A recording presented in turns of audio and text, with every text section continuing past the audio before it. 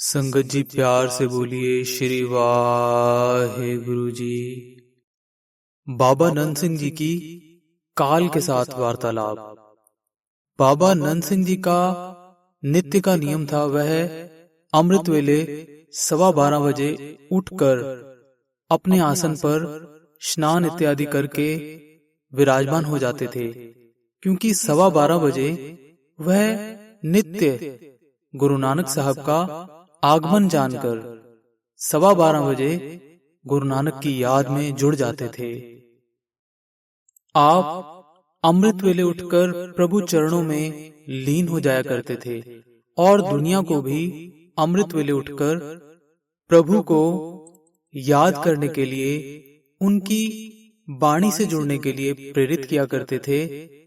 एक समय की बात है, श्री बाबा नंद सिंह जी महाराज तप में लीन थे। उस समय भयंकर जंगल हुआ करते थे। बाबा जी गुरु नानक साहब की प्यारी और मीठी याद में उनके चरणों से जुड़े हुए थे। तो क्या हुआ कि एक बड़ी भयानक शक्ल वाला जीव, जिसका आकार छोटे पेड़ जितना और आंखें दिए की तरह लाल चमक रही थी, बाबा नंद सिंह जी के सामने आकर खड़ा हो गया। बाबा नंद सिंह जी ने जब नेत्र खोले तो उन्होंने पूछा कि तुम कौन हो? वह भयानक शक्ल वाला जीव कहने लगा, मैं कलयुग हूं, मैं इस युग का राजा हूं, मैं काल हूं, जिसका सारी सृष्टि पर राज चलता है। बाबा जी ने कहा, तो फिर हम क्या करें? मैंने तो आपको यहां पर नहीं बुलाया, मेरे पास तुम क्या करने आए हो? हम तो यहां बैठकर अपने गुरु श्री गुरु नानक देव जी को याद कर रहे हैं, भजन बंदगी कर रहे हैं। तो कलयुग ने कहा, मैं उन सभी लोगों से बहुत दुखी हूं जो नाम जपते हैं और लोगों को भी अमृत वेले जप कराते हैं। कलयुग में मेरा राज है। मेरे राज में काम, क्रोध, लोभ, अहंकार की लहरें चलनी चाहिए, मांस शराब के दौर चलने चाहिए, पर आपके नाम की आवाज से मेरा जोर नहीं चल रहा। आप जहां जहां भी जाते हो, आपकी शक्ति के कारण, आपके प्रभाव के कारण, आपके ऑरा के कारण उस क्षेत्र के सभी प्राणी नाम जपने वाले हो जाते हैं।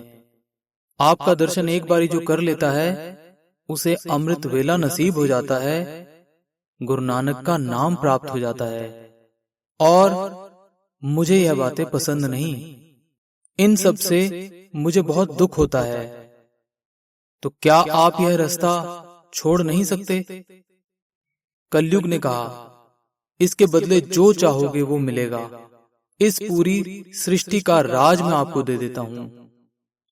बाबा जी ने कहा, तेरे जैसे हजारों काल भी आ जाएं, तो भी मैं अमृत वेला, तो भी मैं गुरु नानक की याद नहीं छोड़ सकता। जब काल ने यह बातें सुनी तो वह आग बबूला हो गया, उसकी आंखें लाल हो गई, क्रोध की ज्वाला भड़क उठी। तब उसने कहा कि मैं तेरा बहुत कुछ बिगाड़ सकता हूं, तू नहीं जानता। मैंने किसी साधु को, किसी संत को इस युग में नहीं छोड़ा। मैंने सबको बहुत तंग किया है और तू मेरी शक्ति को नहीं जानता। मैं तेरा भी बहुत कुछ बिगाड़ सकता हूं, पर तुम्हारे पास यह जो गुरु नानक की वाणी चल रही है, इसकी वजह से मैं कुछ भी नहीं कर पा रहा हूं। इसे बंद करो, इसको तुरंत बंद करो और मेरी बात मानो। जीवन के सभी सुखों को प्राप्त कर लो। पूरी सृष्टि का राज देने को मैं तुम्हें तैयार हूं।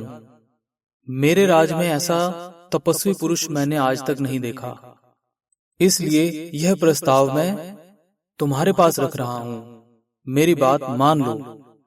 बाबा जी मुस्कुराए और कहने लगे कि यह जो नाम और वाणी चल रही है, यह कभी बंद नहीं करेंगे। संगत जी प्यार से बोलिए श्री वाहे गुरु।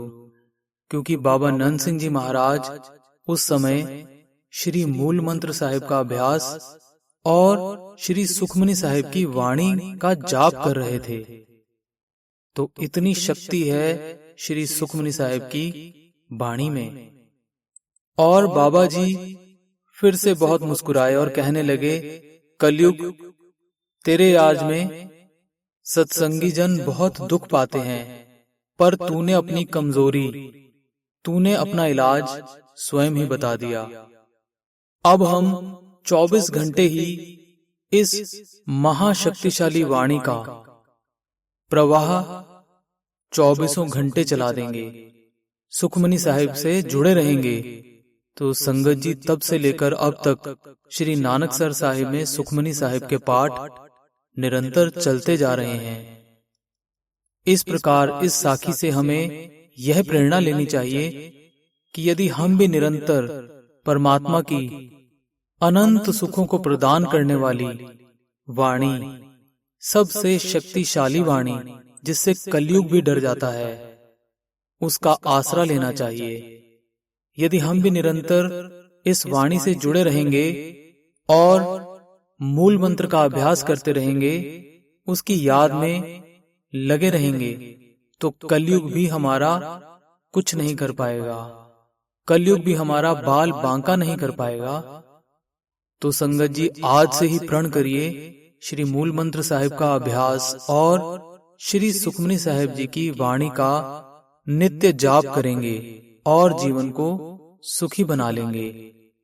प्यार से बोलिए श्री वाहेगुरु जी।